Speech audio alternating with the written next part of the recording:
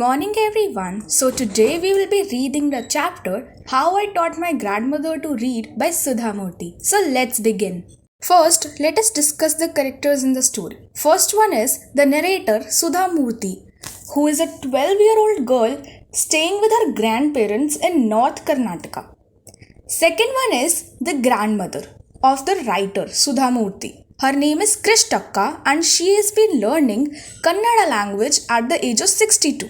This is the journey how a 12-year-old girl teaches her grandmother to read at the age when education is not considered to be important. The story begins with narrative of the writer Sudha Murthy. When I was a girl of about 12, I used to stay in a village in North Karnataka with my grandparents. Those days, the transport system was not very good.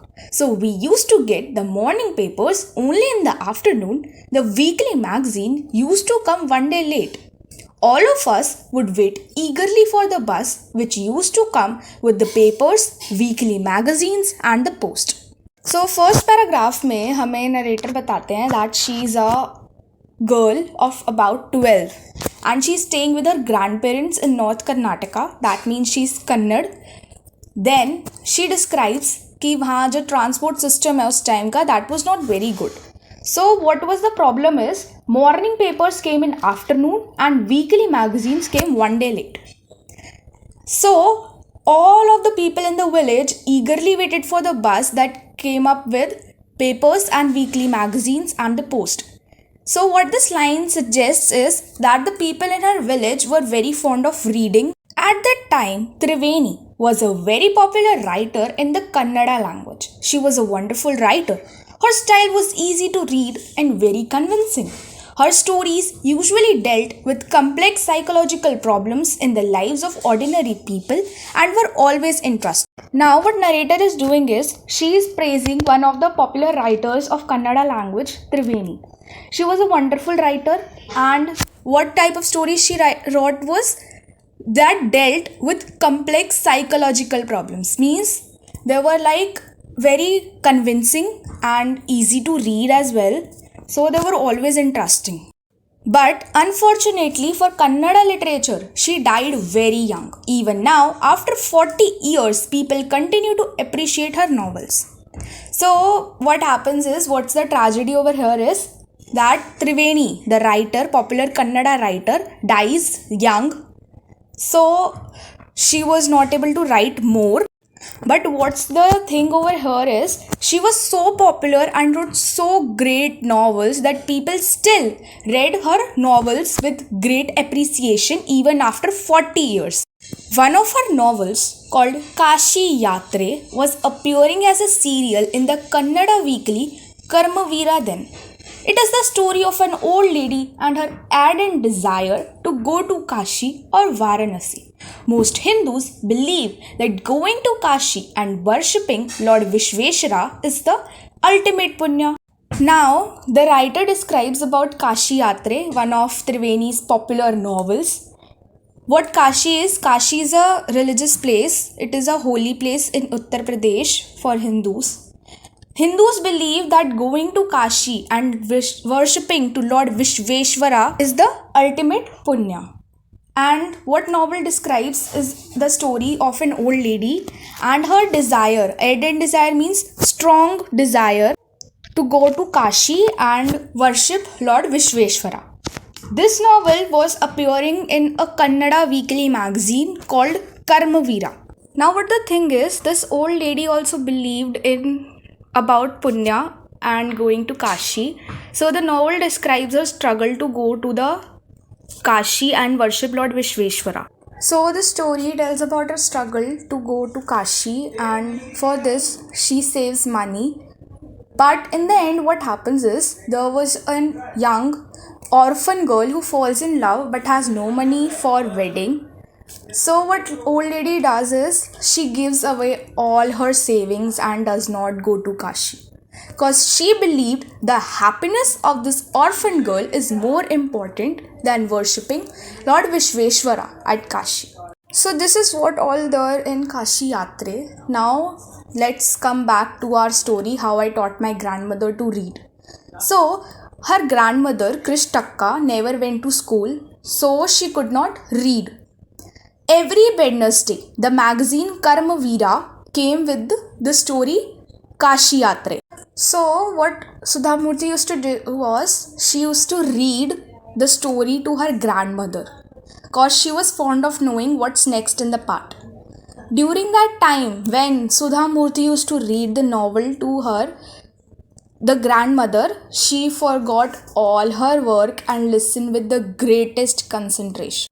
Afterwards, when the narrator Sudha Murthy is done with reading to the story, the grandmother could repeat the entire text by herself. This proves that how much she loved the story and with how much concentration she used to listen to it. The question comes, why grandmother liked the story so much? It is because she takes herself as the protagonist of the novel, because she also maybe she wanted to go to Kashi but hasn't visited it yet. When we are able to relate with the story or some characters, we are more interested in knowing about it.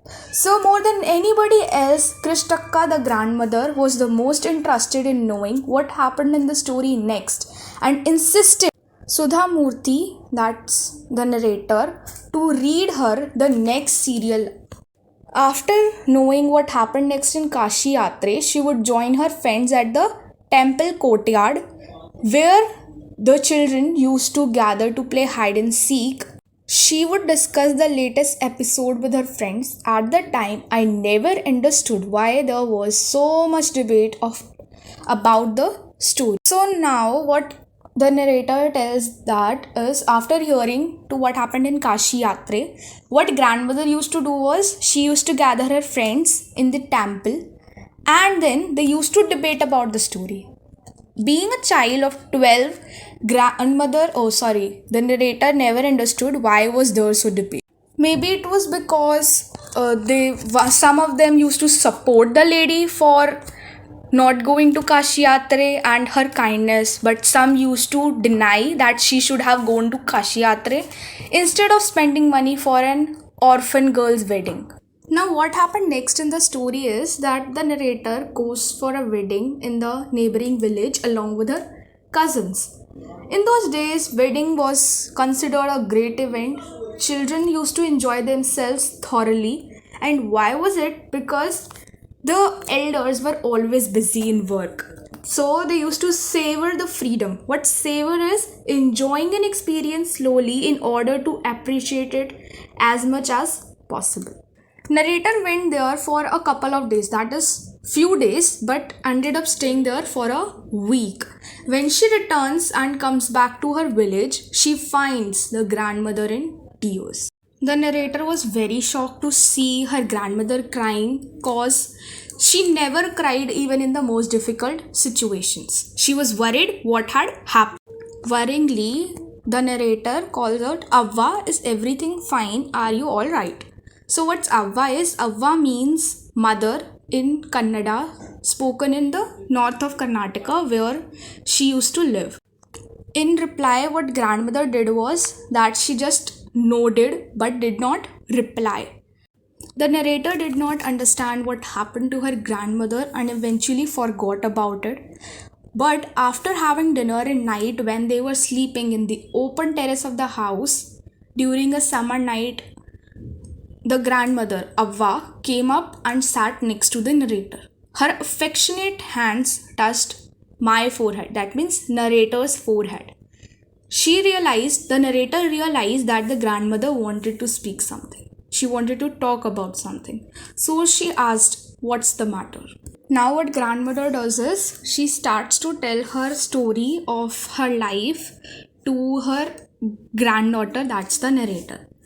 She begins, "When I was a young girl, I lost my mother. There was nobody to look after and guide me. My father was a busy man. He got married again. In those days, people never considered education essential for girls. So I never went to school. I got married very young and had children. I became very busy. Later, I had grandchildren and always felt so much happiness and cooking in feeding all of you. At times, I used to regret not going to school, so I made sure that my children and grandchildren studied well. So, this is grandmother's sad story. She lost her mother, her father remarried, and in her time when she was young, education was not considered essential for girls. This was the reason she never went to school and did not know how to read. She got married young, had grandchildren, and then she often regretted not going to school. But she can't do anything now. She made sure that her grandchildren study well. The narrator could not understand why her 62-year-old grandmother was telling a 12-year-old narrator the story of her life in the middle of the night. One thing she knew was that her grandmother loved. The narrator noticed that when grandmother was telling her story to her, she was quite unhappy and her eyes were filled with tears. Who was always a good looking lady, always smiling, was now crying and had a worried expression on her face. The narrator did not know what happened, so she leaned forward and held her hand. Avva, don't cry. The narrator said, "What's the matter? Can I help you in a way?" The grandmother replies, "Yes, I need your help." Now, grandmother tells her why she was crying and was sad when she returned back. She here means the narrator. So, what happened was, Karmavira came as it used to come every Wednesday. The grandmother opened the magazine. She identified the picture that came along with the story Kashi Yatra. But she could not understand that was written because she couldn't read. She expected that she wished that she understand what's written by rubbing her hands over the pages. It was not possible, of course. If only she was educated enough, she could read. The grandmother eagerly waited for the narrator to come and read her the story, but she did not because she stayed up for a week. The grandmother continues that she could have asked somebody in the village to read her out the story, but found it embarrassed. She felt so dependent and helpless.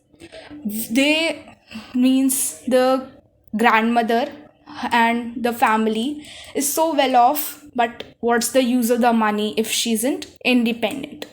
So why she isn't independent is because she is dependent on someone else to read her out because she couldn't do it herself. The narrator did not understand what to answer.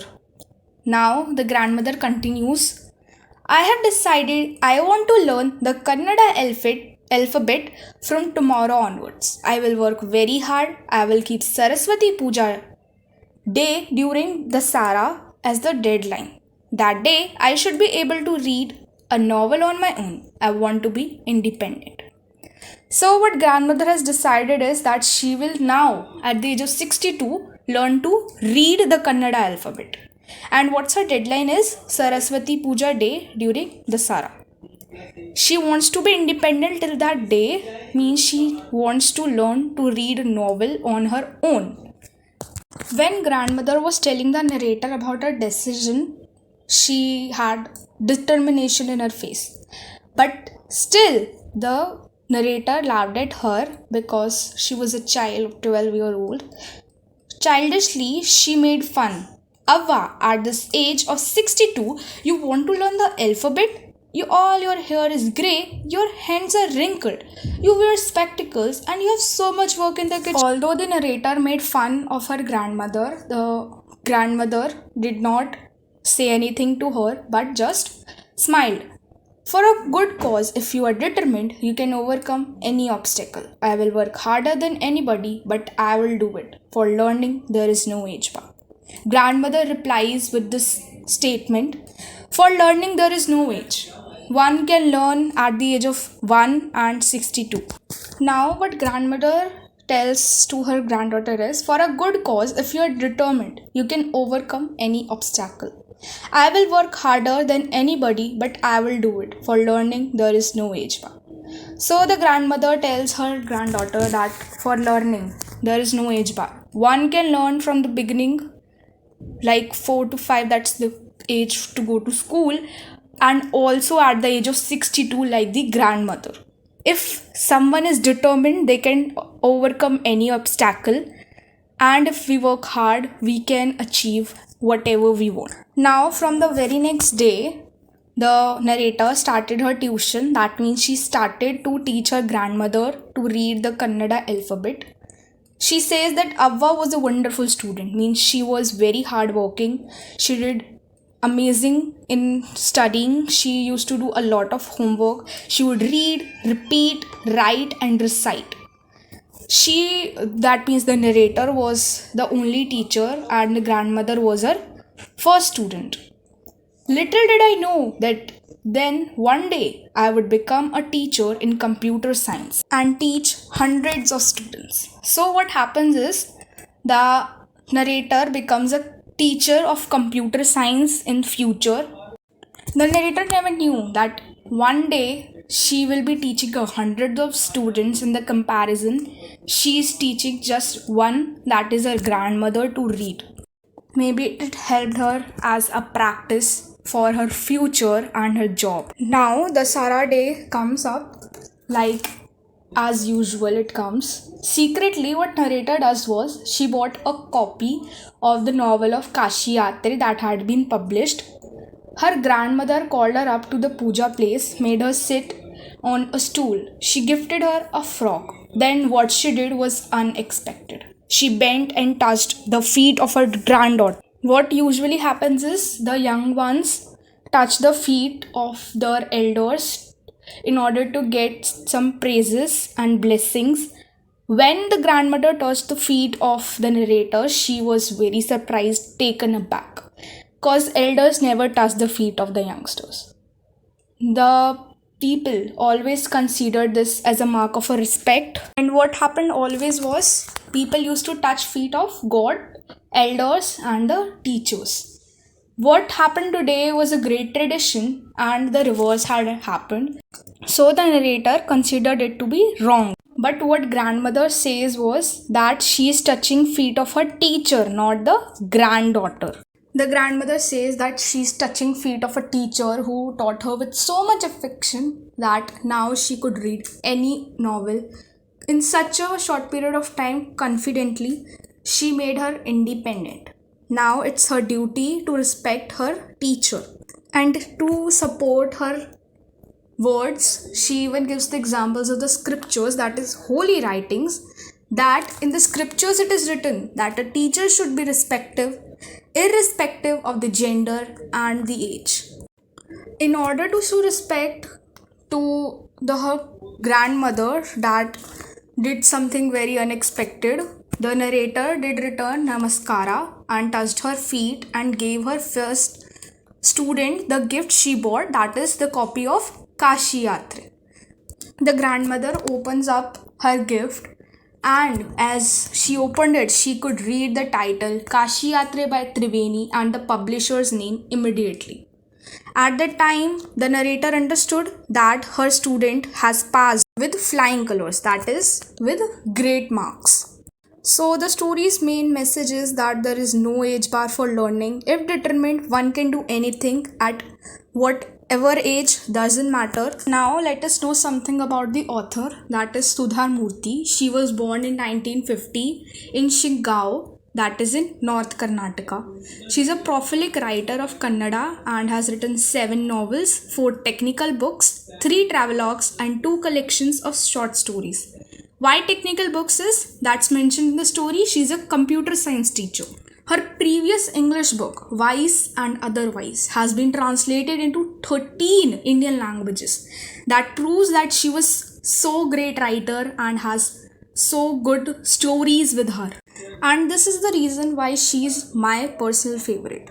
Her stories deal with common lives, human values such as charity, kindness, self-realization. As sensitive writer, she writes about suffering of the people. And it is always that the main characters in her stories are highly educated, non-compromising, and highly principled women. Like in this story as well, the grandmother did not go to school but still learned how to read. And in one of her famous novels, Mahashweta as well, her main character, that's Anupama, was very high principled woman. But even after having vitiligo and being abandoned by her own husband, had the determination to work up for her ambitions and to fulfill her goals. This is all about the story. Thank you so much. If you liked my video, do like and subscribe. Share it with your friends and peers. Thank you so much. May you have a great day ahead.